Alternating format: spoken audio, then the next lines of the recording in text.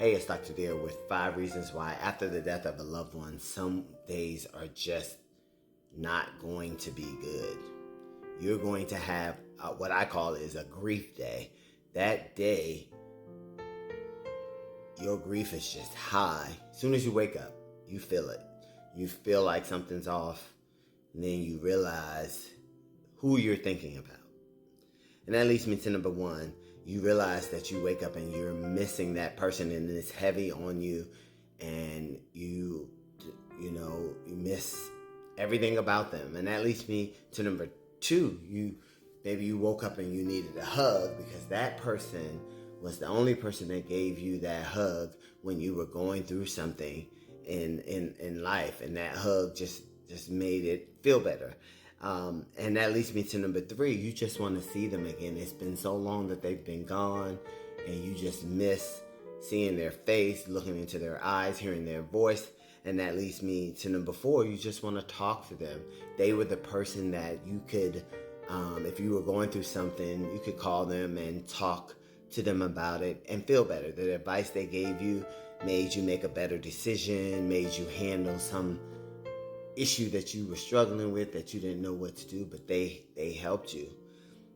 And that leads me to number 5. You just wake up and you're just emotional. You cry at the drop of a hat. Everything you see reminds you of them. You could be angry. You could be in a mood, not wanting to be bothered. And it just hits you out of nowhere. Those are the days that people go through who've lost a loved one, and the grief is high on that day. And sometimes you don't even realize it till later that, this is happening to me. Sometimes it's their birthday, or sometimes it's some event or something happened with them, and it's that same time of the year, and you're triggered.